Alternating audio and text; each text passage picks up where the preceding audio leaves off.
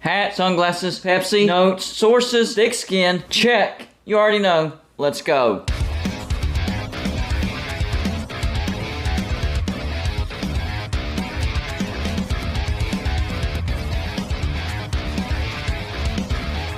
Welcome to Golden Blue today, everybody. This is a college football channel. So if you like college football, hit the like and subscribe button. It's that simple. Also, send gear to represent your team and be a part of my background forever. All you have to do is send it to P.O. Box 360, Liberty, South Carolina 29657. Not feeling too great today, guys. Not gonna lie to you. I'm not feeling too great. So if my energy seems a little bit off, that's why.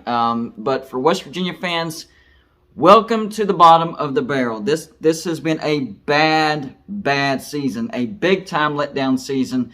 West Virginia loses to Kansas State handily, 48-31, and it was a good game in the first half, and in the second half, Kansas State kind of just took over, and it's basically what I predicted. Whenever I did my live show on Friday, I tried to give as much hope as possible. I didn't see West Virginia winning this game. Kansas State is a much better team than West Virginia. I think they're better than Baylor and pretty close to TCU. Even though Kansas State has 3 losses, they played TCU pretty close. So I think they're close to TCU, not quite as good as TCU, but they're really hot right now. So I just didn't see any way West Virginia was going to beat Kansas State. The matchups weren't there. This was a mismatch for West Virginia. Kansas State's defense is one of the best in the Big 12, maybe the best in the Big 12, and their offense is pretty good as well. West Virginia has a decent offense. We switched quarterbacks, but our defense is terrible. Our defense is terrible, and it still looks bad. And it showed again against Kansas State. Now, Garrett Green, he gave us his best shot. And there was some good moments, but there was also some bad moments. I'm glad that Neal Brown stuck with Garrett Green. I think Garrett Green was the right decision. Whether we would have won the game with JT Daniels or not, I don't know. But I think the right decision was made in putting in Garrett Green and keeping Garrett Green. At least you can help build his confidence as a starting quarterback. And we saw what Jalen Anderson had as a running back, and I liked what I saw. He had 79 yards rushing. He had some flashes of brilliance, and I think there's a bright future for Jalen Anderson in Morgantown, West Virginia. But overall, this season has been nothing but heartache and a big old headache. Just a big old headache. It started off with the backyard brawl. We go on the road, we lose to Pitt, 38-31. There was a 4th and inches call that Neal Brown absolutely blew. And even in the press conference, I would have done the same thing over and over. And well, there's your problem right there. You're stubborn. You're stubborn. Even when you make a mistake, you can't recognize the mistake and say, yeah, I probably should have did something differently. No. That's how stubborn you are. And it cost us the game. The next game we played Kansas at home, and Kansas was much better than what we were anticipating. And they actually beat us 55-42 in overtime. I will give credit to West Virginia. They did battle back from a deficit to send it to overtime, but, a loss is a loss. FCS Towson, that was a gimme win. Then at Virginia Tech, our rivals 2 years in a row. Hey, there you go. Something right there. A bright spot. Beat Virginia Tech 2 years in a row. So the Black Diamond Trophy will be in Morgantown for the foreseeable future. Then after that, the rest of the season has just been nothing but trash. At Texas, we lose 38-20. And I jumped off the Neal Brown bandwagon at halftime. We were down 28-7. We were not coming back from that, and we were looking very, very bad. We somehow beat Baylor 43-40 just because Baylor kept making just enough mistakes, and West Virginia somehow capitalized. Crazy game. At Texas Tech, this is where our offense started to look really, really bad. We got obliterated 48-10, and Texas Tech is not that good of a team. Come back home, we put up a fight against number 7 TCU, but still lose 41-31. I was happy to see that our guys were still fighting. But then we go on the road and get obliterated by a bad last place Iowa State, 31-14. Come back home, beat Oklahoma for the first time since we joined the Big 12. Imagine that, 23-20. But again, Oklahoma, not that good of a team. And then finally, number 15, Kansas State at home. We also get obliterated at home by Kansas State, 48-31. West Virginia is 9th in the Big 12, ahead of a team that beat us in Iowa State. That's how bad West Virginia is. The Neal Brown era has been an utter failure. 2019 we went 5-7, but first year you give them a pass.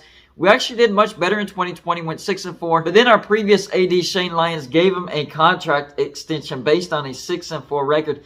And the only reason we got 6-4 is because we beat Army in the Liberty Bowl. A contract extension based on that, it makes no sense. Then in 2021, of course, we take a step back, go 6-7. And then this year, we've taken another significant step back. And right now, we're 4-7. West Virginia is guaranteed to miss a bowl this year. It's a bad time to be a West Virginia fan.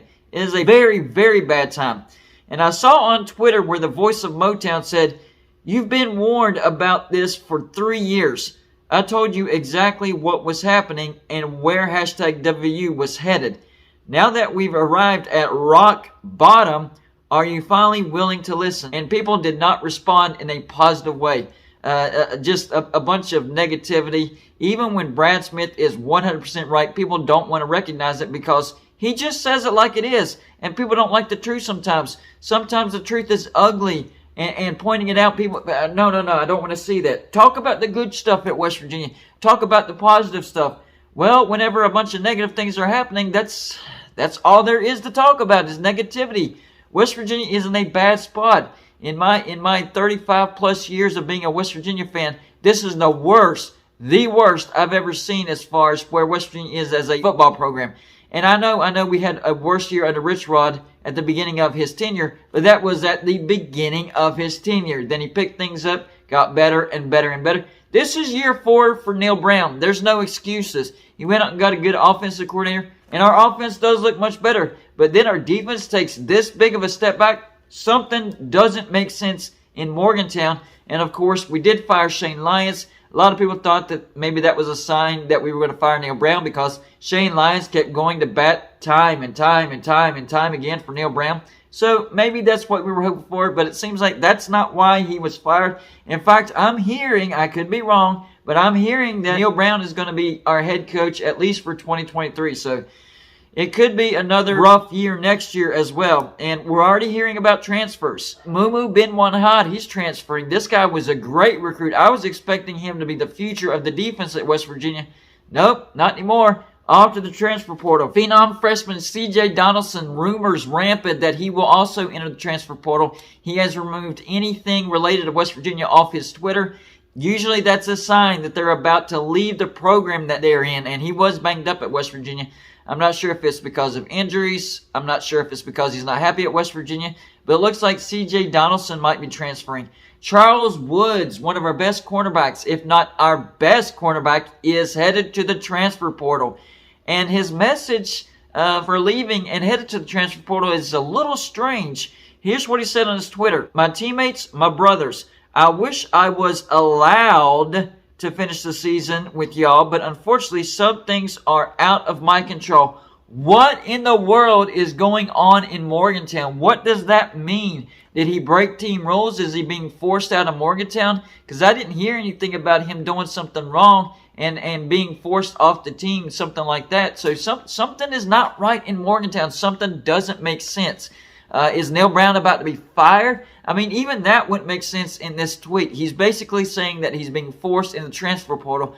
I want to know why. I want to know why. And the voice of Motown has actually reached out to Charles Woods. He hasn't really commented on the situation, but everybody in Morgantown wants to know what in the wide world is going on in Morgantown, because a lot of negativity and players are starting to flock to the transfer portal. Good players that we need for the future, headed to the transfer portal. This is not good. And I know Neal Brown has been recruiting at a high level, and this new recruiting class is going to be a good recruiting class. But how many of those recruits are going to stay? Because this looks bad. This looks bad for everybody involved. And I've actually made a video on the situation at West Virginia and the penny pinching that's been going on. Why is it that Kentucky, a Cincinnati, a UCF, a Liberty, the list goes on, can afford to pay their coaches more than West Virginia can pay our coaches? That does not make sense. Something needs to be done. West Virginia needs to pay Power 5 money if we want to have a successful Power 5 coaching staff. So the penny pinching needs to go. And I heard that's one of the reasons why Shane Lyons was fired. So maybe there's hope on the horizon. Maybe Neal Brown's days are numbered. I'm trying to paint a silver lining around everything. It's just difficult. But who knows? Maybe there are some big changes headed to Morgantown, because right now, this is it, guys. This is bottom of the barrel. This is rock bottom.